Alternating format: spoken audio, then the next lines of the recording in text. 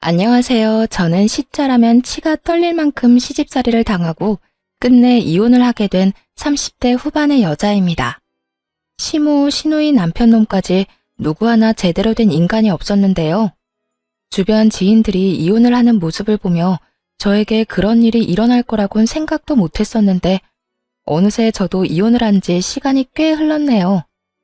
시간이 흐르면 그 기억도 흐려지고 감정도 흐려지기 마련인데 아직도 그 인간들만 생각하면 치가 떨리는 것을 보니 그 인간들이 저에게 참 대단한 짓을 했구나 싶네요. 그 인간들도 처음부터 그런 인간들은 아니었어요. 시누이 한 명이 문제라면 문제랄까요?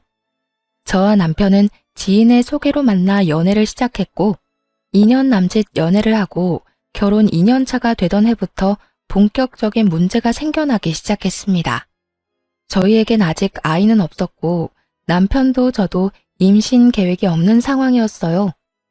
양가에서 임신을 종용하는 분위기는 아니었기에 저희는 저희만의 결혼 생활을 즐기며 살고 있었죠. 가끔 남편의 누나, 그러니까 시누이가 시비를 걸긴 했지만 참을만 했기에 별 대수롭지 않게 여기며 지냈는데 결혼 2년 차부터 본격적인 시비가 시작되더군요. 시누이는 그 당시까지도 결혼을 하지 않은 노처녀였는데 노처녀 히스테리를 부리는 것도 아니고 저희가 결혼할 때부터 입이 나와 있다 싶더니 사사건건 저에게 시비를 걸어오는 덕에 짜증이 치솟아 오른 것이 한두 번이 아니었습니다. 올케, 표정이 왜 그래? 무슨 일 있어? 아무 일도 없는데요. 왜요? 제 표정이 이상해요, 형님? 엄청 어두워 보여. 혹시 시대고기 싫어서 내 동생이랑 싸웠어? 그래서 표정이 어두운 거야? 설마 했더니 시누이의 질문은 걱정이 아닌 시비였고 이런 것쯤이야 익숙했기에 저도 대수롭지 않게 시누이의 말을 받아쳤어요. 설마요. 오기 싫어서 싸울 정도면 애초에 온다고 말도 안 했죠. 형님도 알다시피 오늘도 제가 온다고 먼저 연락했던걸요? 그래? 표정이 너무 어두워서 혹시나 해서 물어봤어. 아니면 됐고. 오느라 고생했어. 얼른 손 씻고 와. 밥 먹어야지. 이렇듯 아니면 됐고라는 말을 남발하며 은근슬쩍 저에게 시비를 걸어오는 건 만나면 하는 인사와도 같은 것이 되었죠. 하지만 좋은 게 좋은 거라고 될 수 있으면 진짜 다툼으로 번지지 않게 참으려고 노력했어요. 이런 시비들이 있긴 했지만 선을 과하게 넘기진 않았기에 저도 참을 수 있었던 것이었죠. 한마디로 그때까진 참을만 했으니 참고 있었던 것이었어요. 그렇게 인고의 시간을 보내던 어느 날 시부의 생일이 다가왔어요. 친정 시댁 할 것 없이 늘 밖에서 모시고 계셨던 터라 그 해도 당연히 외식을 할 것이라고 생각했죠. 외식을 한다고 해도 전날이나 아침엔 집에서 끓인 미역국 정도는 가져다 드리고 있었고 외식을 하자고 먼저 이야기 꺼낸 것도 부모님들이었기에 그렇게 부족하다고 생각한 적이 없었는데 시누이의 생각은 그게 아니었나 보더군요. 시누이는 갑자기 시부의 생일을 집에서 모셔야 한다고 난리를 부리기 시작했어요. 심지어 평일이었던 시부의 생일을 앞당겨 주말에 하는 것도 아니고 꼭 당일에 해야 한다고 우겨대는 것이 아니겠어요?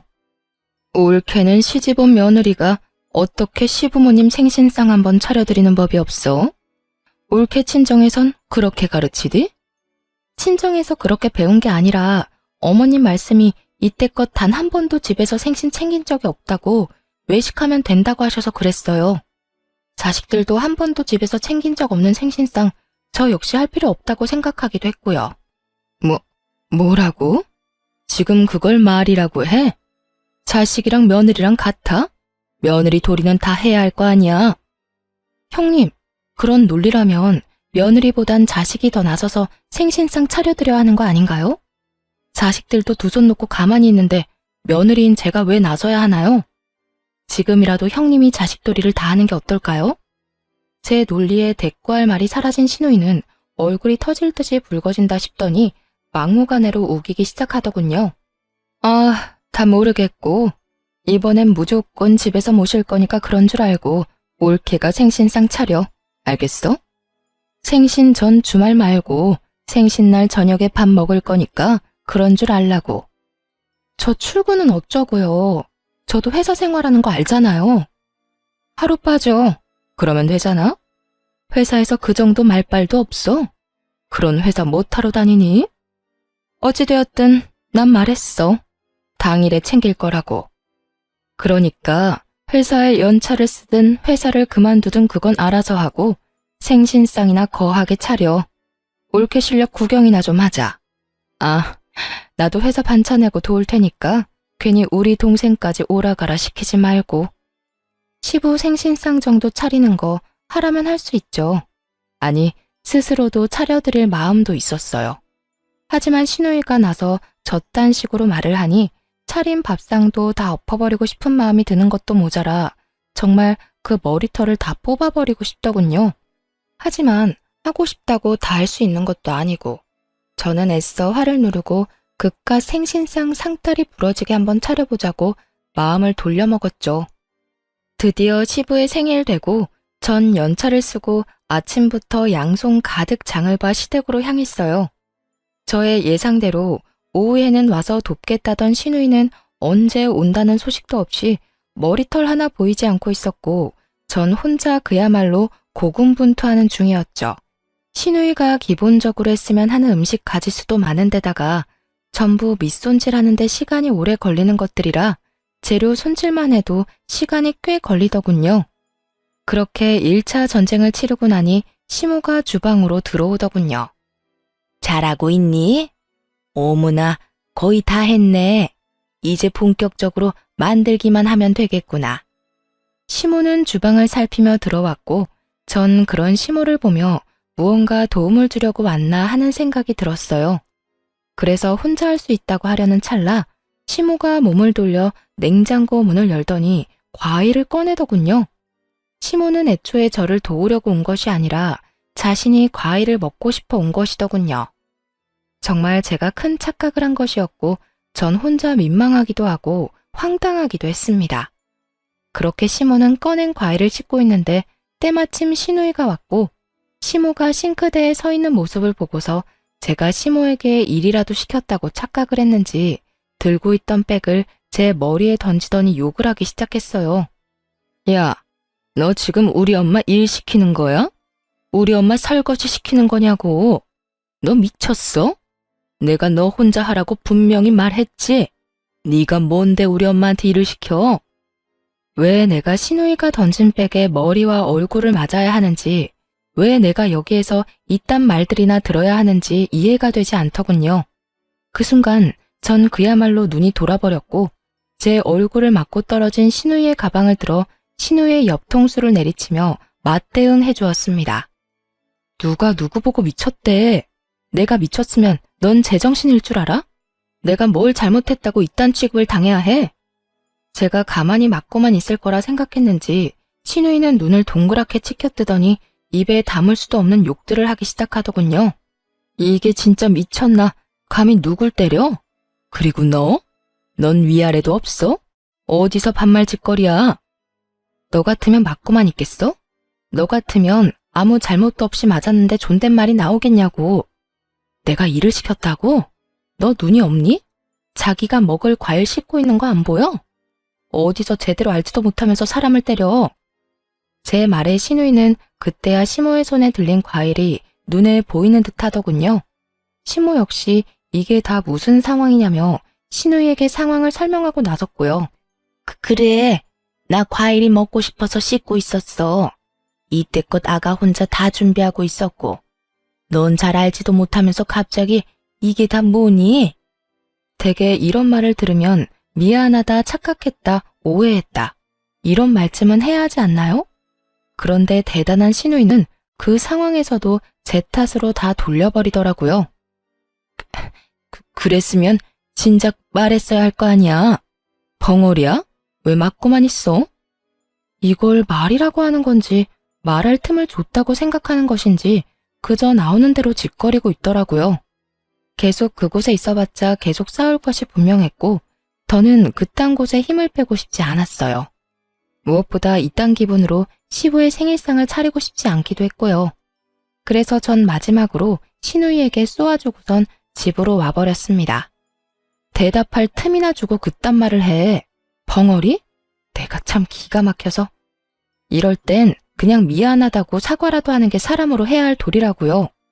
난 기분 상해서 더는 일 못하니까 생신상은 형님 혼자 차리든지 말든지 알아서 해요. 어머님, 저 가볼게요. 머리가 울려서 빨리 병원에 가봐야 할 것 같아요. 그래. 얼른 가보거라. 야, 너 어디 가? 이거 다 어쩌라고 그냥 가는 거야? 네가 다 하든가 다 버리든가 하면 되겠네.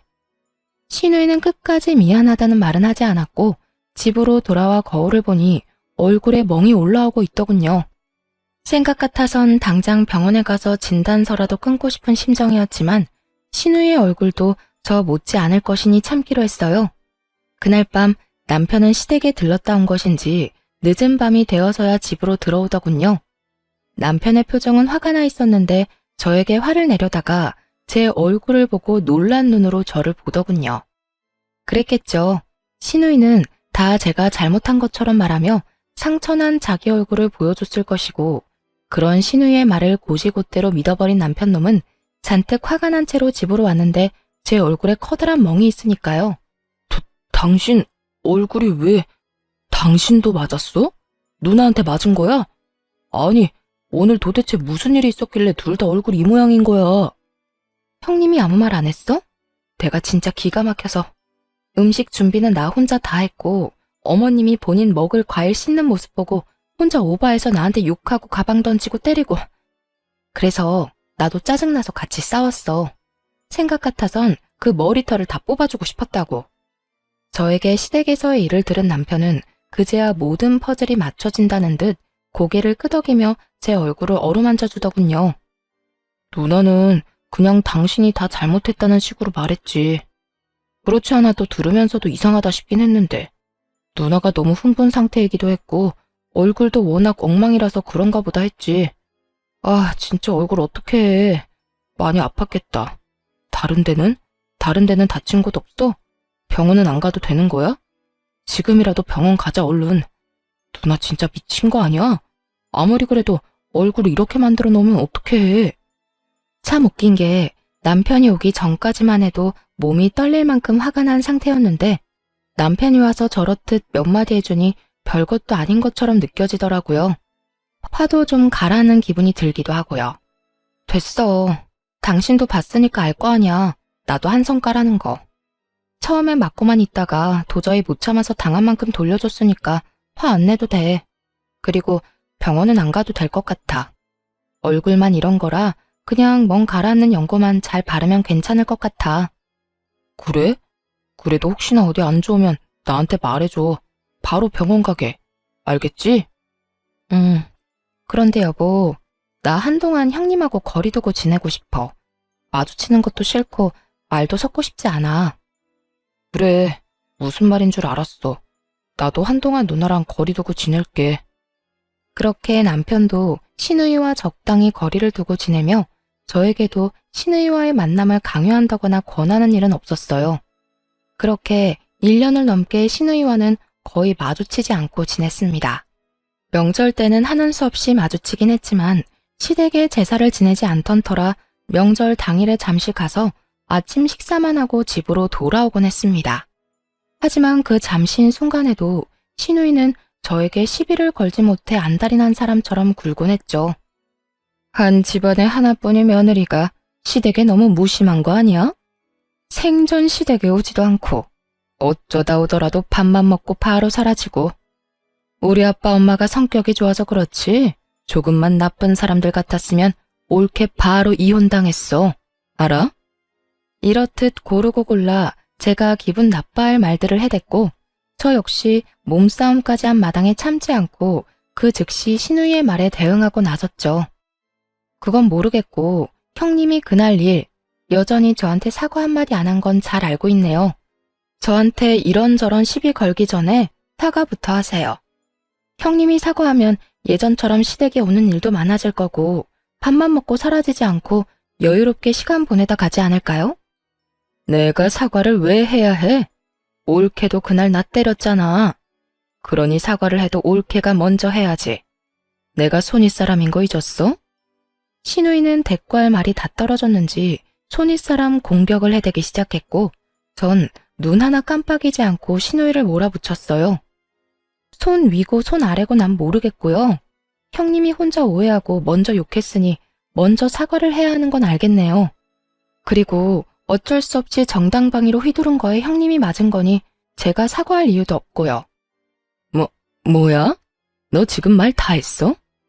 너너거리지 말죠. 자꾸 너라고 하면 돌아가는 대답이 곱지 않을 텐데요. 인연이 진짜? 끝은 꼭 이런 식이었어요.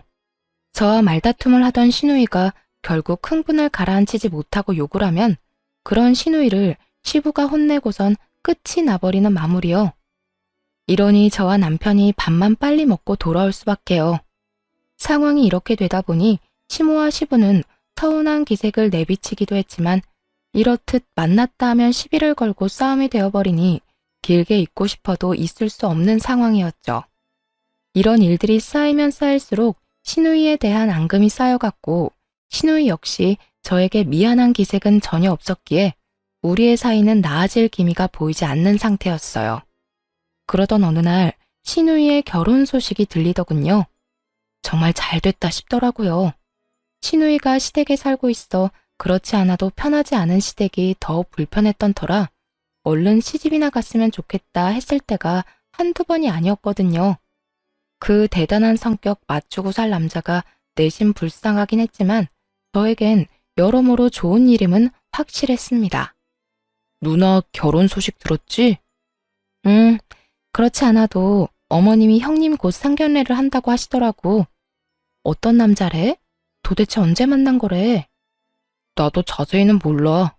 조만간 집으로 부른다니까 그때 자세히 말해주겠지. 확실한 건 남자가 능력이 좋다고 하더라. 누나 입이 귀에 걸렸다니까. 부디 결혼하는 그날까지 그 남자랑 잘 지내서 얼른 시집이나 갔으면 좋겠다. 남편 역시 저와 생각이 같아 보였고 저와 남편은 하루빨리 신우이가 시집 갈 날을 손꼽아 기다렸습니다. 그렇게 상견례를 앞둔 어느 날 시댁에서 오라며 연락이 왔더군요. 이때까지만 해도 남편이 확실하게 시댁 편, 신우이 편을 들지 않아 이혼까지는 마음먹은 적이 없었는데 시댁에 방문하는 그날 전 상상조차도 해본 적 없던 이혼을 마음먹게 되었죠. 그날 남편과 전 시댁으로 가게 되었고 시댁에 가니 시모와 함께 곧 결혼할 신우가 있더라고요. 두 사람은 저희가 자리에 앉자마자 마치 돈을 맡겨놓은 사람처럼 대놓고 요구하기 시작하더군요. 예, 너희 돈 좀 있지? 너희 애도 없으니 돈 들어갈 때도 크게 없었을 테고 이때껏 모아둔 돈 좀 있을 거 아니냐? 갑자기 웬 돈 타령인가 싶더군요. 하지만 그것도 잠시 단 한 번도 본 적 없는 신우이의 순하고 기대에 가득 찬 눈빛을 보는데 딱 알겠더라고요. 우리 돈으로 시집을 보내려고 하는구나 하고요. 재빠르게 시모와 신우이의 의중을 눈치챈 제가 무어라 대답하려는 찰나 눈치 없는 남편놈이 술술 묻는 대로 다 대답하고 있더군요. 뭐 조금 있긴 하지. 아무래도 아기 낳게 되면 집도 옮기고 해야 하니까 부지런히 모았어. 근데 그건 왜? 남편의 말에 시무는 눈을 반짝이더니 숨도 쉬지 않고 이렇게 말했습니다. 그래? 그러면 그 돈 좀 내놓거라.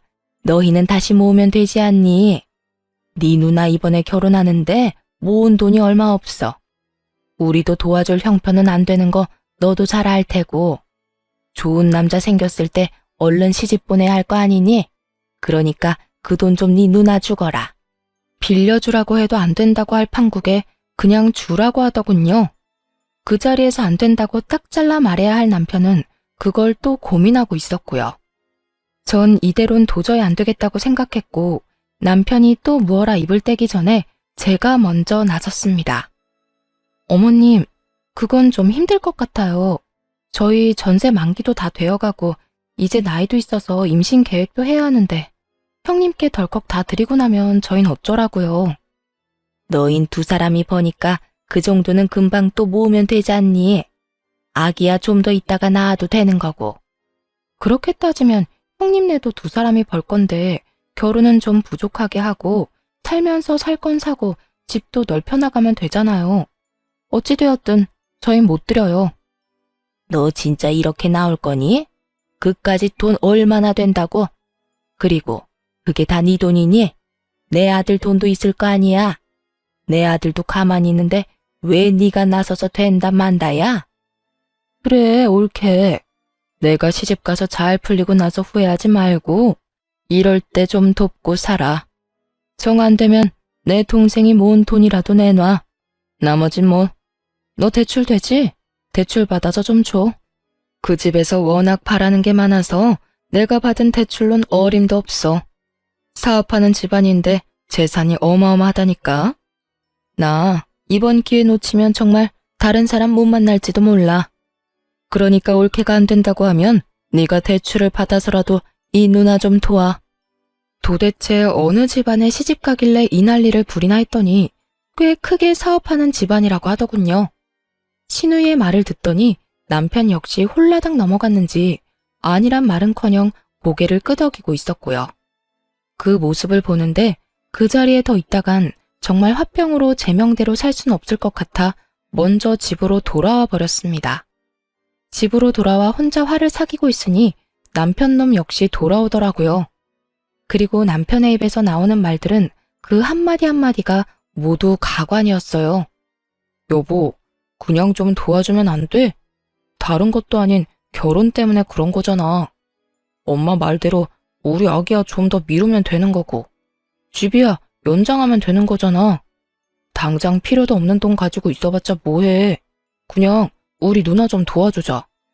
당신은 그걸 말이라고 해? 나보고 다른 사람도 아닌 형님을 도와주자고? 내가 왜 형님이랑 내 사이 몰라서 그래? 그리고 아까 형님 태도 못 봤어? 미안하다거나 고맙다는 기색 하나 없이 뻔뻔하게 내놓으라고 하는 거. 그런 사람이 잘 됐다고 한들 그 돈을 돌려줄 것 같아? 아니야. 당신이 우리 누나에 대해 오해하고 있는 것 같은데 우리 누나 그런 사람 아니야. 그러니까 이번엔 내 뜻대로 좀 해줘. 당신이랑 누나 사이 안 좋은 거 아는데 그래도 다른 것도 아닌 노처녀 누나 시집은 보내야 할 거 아니야. 난 싫어. 절대 싫으니까 당신이 대출을 받아서 주든 알아서 해. 단, 당신이 당신 누나 도와주는 만큼 나도 우리 집 도울 거니까 그건 알고 도와주도록 해. 뭐라고? 처가에 당신 도울 일이 뭐 있다고? 뭘 그런 걱정을 해? 우리 아빠 15년 된 차 아직도 끌고 다니는 거 알지? 임신도 미루자는 상황에 가지고 있어봤자 필요도 없는 돈 아빠 차나 바꿔주지 뭐. 혹시나 오래된 차 끌고 다니다가 사고라도 날까 봐서 걱정이었는데 잘 됐네. 야, 너 지금 그걸 말이라고 해? 아니다. 됐어. 그래, 이렇게까지 된 거 넌 너 알아서 해. 난 대출 받아서라도 누나 시집 보낼 테니까. 그렇게 남편과 저는 걷잡을 수 없이 사이가 멀어지게 되었고 저 역시 남편에게 큰 실망을 하게 되었죠. 돈도 돈이었지만 그 뒤에 이어진 남편의 행동이 정말 실망스러웠습니다. 저에게 돈독이 올라도 제대로 올랐다, 이기적이다 등 막말을 하는 것도 모자라 저를 어깨로 살짝 밀치고 지나가는 일도 생겨났어요. 남편의 그런 모습을 처음 본 저는 충격이 컸습니다. 점점 더 저는 오만정이 떨어지고 있었고 시댁과 남편도 마찬가지였는데 상견례 날이 와도 저에게 연락 한 통이 없더라고요. 저 역시 굳이 참석하고 싶은 마음도 없었기에 묻지 않았고 그날 저녁 술에 취한 남편이 집으로 들어오더군요. 야, 너 이제 큰일 났다. 내가 무슨 큰일이나. 오늘 상견례 했는 건 알지? 우리 예빈 매형 엄청 부자다. 집안 자체가 부자야. 우리 누나가 그 집에 시집만 가면 넌 이제 끝이야. 그깟 몇 푼 아끼다가 더 큰 기회를 놓친 거라고. 우리 누나가 잘 되면 너한텐 한 푼도 안 준다고 했어. 이제 어쩌냐? 난 당신 누나 도움이나 돈 필요 없거든? 그러니까 당신 돈이나 제대로 돌려받아. 괜히 나한테까지 불똥 튀게 하지 말고. 그럴 일 없거든. 그리고 나 너랑 같이 안 살 거야. 우리 누나 잘 돼서 나한테 다 해주면 내가 왜 너 같은 여자랑 사냐? 너한테 정 완전 다 떨어졌다고. 취중 진담이라고 하나요? 남편 놈은 만취 상태로 저에게 더러운 속내를 뱉어내기 시작하더군요. 이런 남편의 말들은 그간 제 고민을 시원하게 날려보내 주었고 마지막 말은 티끌만큼 남은 미련마저 날려보내 주었어요. 그리고 너 결혼식에도 올 필요 없대. 우리 엄마가 너 같은 며느리 필요 없으니 얼굴도 내비치지 말라고 하더라. 그러니까 너는 너대로 시간 보내. 나는 초호화 예식장에서 비싼 음식 먹고 올 테니까. 남편은 이 말을 마지막으로 쓰러지듯 잠이 들었고 전 이런 남편놈과 이혼을 결심하게 되었습니다. 더는 이딴 취급, 이딴 말들을 들으며 제 인생을 낭비하지 않기로 한 것이었죠. 그간 남편과 시댁 인간들에게 받은 욕설 가득한 문자와 돈을 요구하는 통화 녹음 파일까지 챙겨 변호사를 만나 상담을 진행했어요. 변호사분은 남편만 아니라 시누이와 시모에게까지 위자료를 받을 수 있다고 하더군요. 전 이혼 준비에 박차를 가하고 있었고 그러는 동안 시누이의 결혼식 날이 되었습니다. 전 남편이 전한 그 말 그대로 결혼식장엔 얼굴도 내비치지 않았고 제 짐을 모조리 챙겨 친정으로 와버렸습니다. 친정에 미리 말을 해뒀던 터라 제가 친정에 들어서니 부모님도 많이 속상하실 텐데 오히려 저에게 잘했다며 위로해 주더라고요. 딸, 어서 와. 그동안 마음고생 많이 했지? 고생했어. 수고했어. 엄마, 죄송해요. 내가 잘 살았어야 했는데 이런 꼴이나 보이고. 이런 꼴이 뭐 어때서? 맞지도 않는 사람이랑 마음고생하면서 사는 게 잘 사는 건 아니야. 아니다 싶을 땐 강단 있게 결정을 내리고 더 나은 길로 나아가는 게 정말 잘 사는 거라고. 그러니까 우리한테 그런 말 할 필요도 없고 그런 생각할 필요도 없어. 앞으로 네 인생 어떻게 하면 더 행복할지 그 생각만 하고 살자. 친정 부모님은 저를 보듬어주며 위로해 주셨고 그 덕에 전 오랜만에 따뜻한 보살핌을 받으며 쉬고 있었어요. 달콤하던 휴식도 잠시. 시누이의 결혼식이 끝날 때가 되니 시모에게서 득달같이 전화가 오기 시작하더군요. 너 진짜 이럴 거야? 아무리 오란 말이 없었어도 그렇지. 정말 식장에도 안 나타나면 어쩌자는 거야? 사연엔 쓰지 못했지만 시모의 말 중 절반 이상은 차마 입에 담지도 못할 욕들이었고 전 이것조차도 녹음을 하고 있는 상태였죠. 저 같은 며느리녀는 식장에 얼굴도 내비치지 말라고 했다면서요. 그래서 안 간 것뿐인데요. 그건 화가 많이 났으니까 그렇지. 그렇다고 정말 안 오면 어쩌자는 거니? 사돈집에서 우리 집을 뭐라고 생각했을 거야. 내가 어찌나 민망한지. 너 당장 지금이라도 여기 오거라. 와서 몸이 아파서 병원 다녀왔다고 변명이라도 하란 말이야. 제가 왜요? 저 이제 그 집 가족 안 할 건데 굳이 그렇게 해야 할까요? 뭐야? 너 지금 이혼이라도 하겠다는 말이니? 너 설마 우리가 돈 좀 달라고 한 것 때문에 그러니? 결국 네 돈은 한 푼도 안 썼잖니? 그리고 뭐 그까짓 일로 이혼까지 한다고 이 난리니? 자신들이 한 짓거리는 생각도 안 하고 제 입에서 이혼이란 뉘앙스의 말이 나오자 그저 황당하다는 반응이더군요. 그리고 자신들이 한 짓거리들이 이혼 사유가 되고 남는다는 사실조차 알지 못하는 모습을 보며 역시 지금이라도 이혼을 결심하길 잘했다 싶었어요. 이까짓 일이 아니고 엄청 큰일이에요. 남편은 제가 끝까지 안 된다고 했는데도 끝내 대출까지 받아서 형님 결혼 자금으로 주지를 않나. 시댁 식구들은 하루가 멀다고 연락이 와서 욕설에 폭언까지 하질 않나. 어머님 말대로 이런 것들이 별거 아닌 일이면 도대체 어떤 이유로 이혼을 해야 하는 걸까요? 둘 중 하나가 죽어 나가야 이혼을 할 수 있는 건가요? 넌 무슨 말을 그렇게까지 극단적으로 하니? 적어도 우리가 너한테 한 걸론 이혼할 사유도 안 된다는 말이다. 일단 와서 이야기해. 얼른 와서 얼굴이라도 비치란 말이야. 우리가 너 갑자기 배탈이 나서 급하게 병원에 갔다고 해놨으니까 와서 얼굴이라도 내보이란 말이야. 도무지 시모는 제 말의 뜻을 알아듣지 못하고 있더군요. 아니, 아예 제 말을 제대로 듣고 있지도 않은 듯 했어요. 그래서 전 더 단호하게 시모에게 말했습니다. 하고 싶은 말만 계속하지 말고 제 말도 좀 들으세요. 저 이혼할 거라고 했잖아요. 이혼할 사람이 왜 거기에 가겠어요? 겁주려고 하는 말이 아니라 정말 이혼하겠다고? 네가? 내 아들이랑? 네, 이혼하려고요. 그쪽 아들이 누나 시집만 가면 저랑 이혼할 거라고 그러더라고요. 그래서 제가 이혼 준비 다 끝내놨어요. 그러니까 말 좀 전해줄래요? 이혼 준비 다 해놨으니까 도장만 찍으면 된다고요. 아, 그리고 아줌마랑 아줌마 딸한테 초장 하나 갈 거예요. 그런 줄 알고 결혼식 마무리 잘하세요. 저는 전화를 끊자마자 휴대전화의 전원을 꺼버렸고 제가 연락이 되지 않자 친정 부모님에게까지 연락이 오며 난리가 났지만 모든 전화를 받지 않았습니다. 그 어떤 방법으로도 연락이 되지 않자 남편은 친정으로 찾아와선 저를 붙잡고 이혼이 무슨 말이냐며 닥달하기 시작하더군요. 여보, 왜 전화를 안 받아? 그리고 이혼? 이혼은 무슨 이혼이야? 요즘 우리 사이 안 좋은 걸로 당신이 많이 섭섭했다는 걸 잘 알겠어. 그리고 내가 술에 취해서 한 말로 당신이 상처받았다는 것도 잘 알겠고. 그런데 그건 다 취해서 그냥 한 말이란 거 당신도 잘 알잖아. 실수야, 실수. 그깟 실수 한 번 때문에 우리가 이혼을 한다고? 그건 절대 안 되지. 그리고 우리 누나 오늘 결혼했는데 우리가 이혼하면 어떻게 해?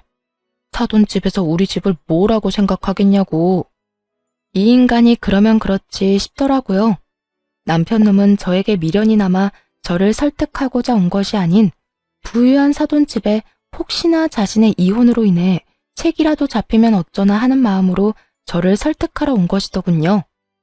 그런 남편을 보는데 어쩌다 이렇게까지 변했을까 싶더라고요.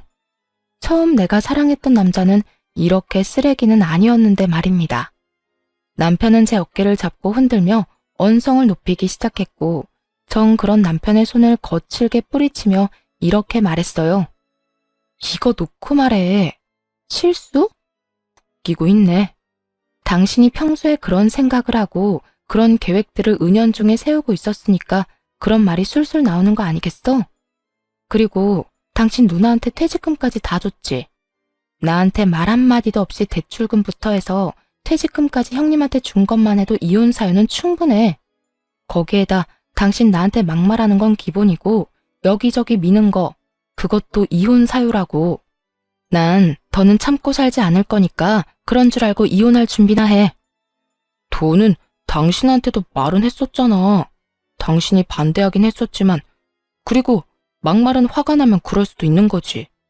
또 내가 당신 살짝 민 거? 그걸 어떻게 쳤다고 말할 수가 있어. 그건 그냥 말 그대로 살짝 민 거지. 살짝 밀어? 웃기고 있네. 너는 삿대질로 사람 밀어대니? 그게 얼마나 사람 비참하게 만드는지 네가 알아?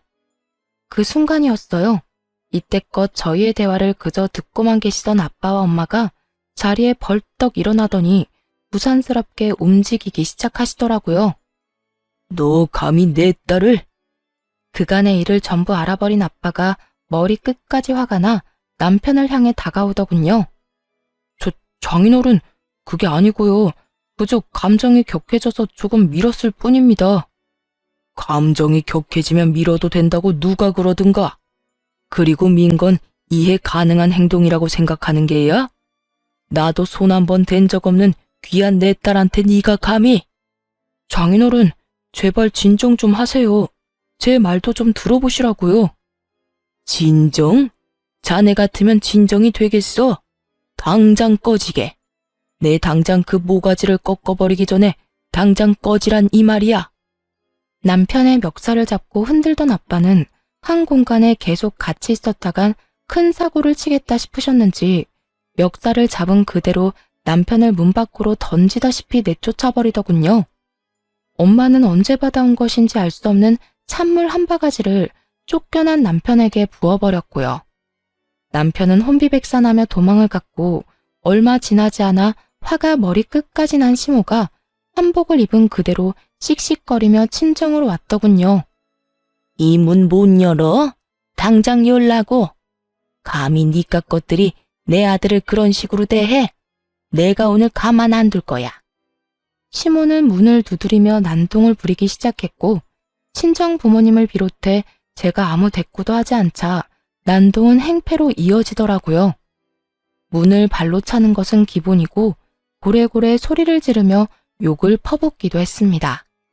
저는 그런 시모를 바로 경찰에 신고해버렸고 눈치 하나 기가 막힌 시모는 경찰차 사이렌 소리가 들리자마자 불이 나게 도망을 치더군요. 그 모든 광경을 인터폰으로 보며 얼마나 웃었나 모릅니다. 상상이나 되세요? 곱게 한복을 차려입고 발길질을 하며 욕짓거리를 하던 늙은 아줌마가 한복 치맛자락을 한 움큼 부여잡고 꽁지 빠지게 도망가는 꼴이요. 그 후론 시댁 것들이 찾아오면 저는 무조건 신고를 해버렸고 몇 번 찾아온다 싶더니 더는 찾아오지 않더라고요. 그 뒤론 이혼 소송이 진행되었고 저는 시모와 시누이에게도 소장을 보냈습니다. 그 결과 아주 깔끔하고 만족스럽게 모든 것이 저의 승소로 끝이 났어요. 전 시누이에게 보낸 소장은 전 시누이의 신혼집으로 보냈는데 그 당시 집에 전 시매부도 함께 있었다고 하더군요. 혹시나 하는 마음에 신혼집으로 보낸 것이었는데 어찌나 통쾌했는지 모릅니다. 야, 너 미쳤어? 위자료 청구? 내가 너한테 욕을 하면 얼마나 했다고? 그리고 뭐? 금전적인 요구? 내가 너한테 돈 달라고 해서 네가 돈은 줬어? 내 동생이 줬잖아. 네가 나한테 준 건 아무것도 없으면서 왜 나한테 이딴 걸 날리냐고? 너 때문에 내가 지금 얼마나 곤란한 줄 알기나 해? 네가 보낸 소장 내 남편도 다 보는 바람에 나 지금 이혼당하게 생겼다고. 내가 어떻게 한 결혼인데 어떻게 책임질 거야? 왜 개념 밥 말아먹은 것들은 자기 잘못은 생각지도 않고 왜 애꿎은 사람한테 책임 전가를 하려고 하는지 모르겠더라고요. 전 그런 시누이에게 이렇게 말해주었어요. 야, 한글 읽을 줄 몰라? 소장 좀 천천히 잘 읽어봐. 거기에 네가 잘못한 거라고 버젓이 쓰여있는데 왜 애꿎은 나한테 책임지라 말아야? 넌 어차피 내가 아니더라도 이혼했을 거야. 속여먹는 것도 하루 이틀이지. 그 나이 먹도록 돈이 없어서 동생한테 돈 뜯어내서 시집가는 거 하며 화나면 욕하면서 손부터 나가는 그 성질머리 하며 언제까지 속일 수 있겠어? 더 큰 잘못해서 그 남편한테까지 위자료 주고 이혼하는 것보다 지금 이혼당하는 게 더 좋은 선택이라고 본다. 그러니까 이런저런 소송 잘 준비하고 나한테 전화 좀 하지 마. 뭐 반가운 사이라고 이렇게 전화기 불나게 전화질이야. 이년이 진짜? 너 진짜 가만히 안 둬? 내가 진짜 너 가만히 둘 줄 알아? 내가 너 지구 끝까지 쫓아가서 복수할 거야. 알겠어? 나 지금 통화도 녹음 중인데 괜찮겠어? 내 생각엔 이것까지 추가되면 퍽 곤란해질 텐데. 내가 하늘과 같이 넓은 아량을 베풀어서 이건 없던 걸로 해줄 테니까 좋은 말로 할 때 전화하지 마라. 제 말에 겁이 나긴 했는지 그 뒤론 연락이 오지 않더라고요. 전에 들은 말론 소장을 확인한 전 심해부가 저와 똑같은 말을 했다고 하더군요. 그 나이 먹도록 모은 돈이 그렇게나 없다는 것도 이해가 되지 않지만 더 이해가 되지 않는 것은 없으면 없다고 하면 되는 일인데 왜 동생 돈까지 받아가며 그 불화를 만든 것이 도무지 이해가 되지 않는다고 했다더라고요. 동생 부부는 이혼까지 시켜놓고 자기는 하하호호 웃으며 결혼한 것도 소름이 끼친다는 말까지 했다고 하고요. 전 시누이랑 결혼한다고 하길래 그 나물에 그 밥이겠다고 했는데 전 시누이가 다른 건 몰라도 남자 보는 눈 있었네 싶었어요. 그리도 정신 똑바른 남자를 잠시나마 남편이라 부르며 살았으니까요. 웃긴 건 누나 시집 보내겠다고 대출이란 대출은 다 받은 전 남편은 한순간 빚쟁이가 되었더라고요. 전 시누이 역시 빚쟁이 신세를 벗어날 순 없었어요. 그렇게 시모는 빚쟁이가 되어버린 두 자식을 끼고 살게 된 것이죠. 참 그 인간들에게 너무나도 잘 어울리는 결말 아닌가요? 그 이후 전 여전히 회사 생활을 잘하며 살고 있습니다. 이혼하고 얼마 지나지 않아 전 남편이 회사 앞으로 계속 찾아오는 바람에 이직을 생각했던 적도 있어요. 경찰을 불러도 그때뿐이었고 또다시 찾아오는 짓거리를 반복하길래 어떻게 하나 고민하던 중 직장 동료의 도움을 받게 되었죠. 그날도 퇴근하는데 회사 앞에 남편놈이 저를 기다리고 있더라고요. 다림질도 하지 않는 것인지 다 구겨진 옷을 입고선 말이죠. 여보, 나 또 왔어. 너랑 나랑 이혼했다니까? 그 여보 소리 좀 집어치워. 이제 이혼 도장 인주 마른 지도 한참이고 제발 좀 찾아오지 마. 정말 구속이라도 당해야 정신 차리겠어? 그렇게 냉정하게 굴지 마. 나 정말 후회하고 있다니까. 지금 내 꼴 보이지? 나 진짜 힘들어. 당신이 내 곁에 없어서 이 꼴이 되어버렸다고. 내가 없어서가 아니라 빚쟁이가 돼서 그 꼴이겠지. 너 회사는 안 다니니? 일은 안 해? 일을 해야 빚을 갚을 거 아니야. 여기 찾아오지 말고 제발 일 좀 해라, 일. 당신 지금 내 걱정하는 거야? 역시 당신도 아직 날 마음에 두고 있는 거구나. 그러면서 왜 나한테 이렇게 모질게 굴어? 난 걱정하지 마. 난 당신만 내 곁에 돌아와주면 아무 문제 없어. 눈을 희번덕하게 뜨며 가까이 다가와 제 손을 잡으려고 하는데 정말 미쳐버린 것처럼 보이더라고요. 그대로 전 남편을 밀쳐버리려던 순간이었어요. 제 뒤로 어느 순간 다가온 직장 동료가 제 어깨에 팔을 두르더라고요. 자기야, 이 사람이 전 남편이라던 그 새끼야? 키도 180이 넘고 워낙 기본적인 체구가 다부졌던 터라 그 체구에서 풍기는 강압적인 분위기에 겁을 먹은 전 남편은 한 발 물러서더라고요. 새끼? 그래, 내가 그 남편이다. 그러는 넌 뭔데? 넌 뭐길래 내 마누라 어깨에 팔까지 두르는 거야, 어? 얼른 그 손 치우지 못해? 말투와는 달리 표정은 겁을 잔뜩 집어먹은 얼굴이었고 발은 여전히 뒷걸음질을 치고 있었죠. 그런 전 남편의 모습에 동료는 코웃음을 치더니 더욱 팔에 힘을 주며 이렇게 말했어요. 보면 몰라? 딱 보면 알 텐데. 굳이 내 입으로 설명까지 해줘야 해. 그리고 마누라라니. 두 사람 이혼한 지가 언젠데 아직까지 마누라 타령이야. 결혼 생활 내내 구질구질했다고 하더니 이혼하고 나서도 구질구질하네. 너 이거 스토킹이야. 알고서 이러는지 몰라? 뭐? 구질구질? 스토킹? 야, 너 날 그런 식으로 말하고 다녔어? 보잘것없는 년 데리고 살아주니까 뭐? 구질구질해? 내가 뭐 네가 좋아서 여기 찾아와서 이러는 줄 알아? 나도 시간 없거든. 시간 남아도는 거 아니라고. 전 남편은 급기야 고함을 지르기 시작했고 저보다 더 화가 난 동료가 제 앞을 막고 서더니 남편을 확 밀쳐버렸습니다. 인간 같지도 않은 인간이 누구 보고 보잘것없는 년이래? 여기 너보다 볼 거 없는 사람 없거든? 아무리 시간 없어도 거울은 보고 좀 다니고 그렇게 시간 없으면 앞으로는 찾아오지도 말고 한 번만 더 내 눈에 네 머리카락 한 올이라도 보이는 날엔 두 발로 걸어다니는 마지막 날로 만들어줄 테니까 그런 줄 알고 꺼져. 힘에서 밀려 바닥에 고꾸라진 전 남편은 그제야 정신을 차린 듯 허겁지겁 일어나 도망을 가더군요. 끝까지 입만 살아서 쉼없이 말도 안 되는 소리를 짓거려댔어요. 내가 너희 두 사람 가만두지 않을 거야.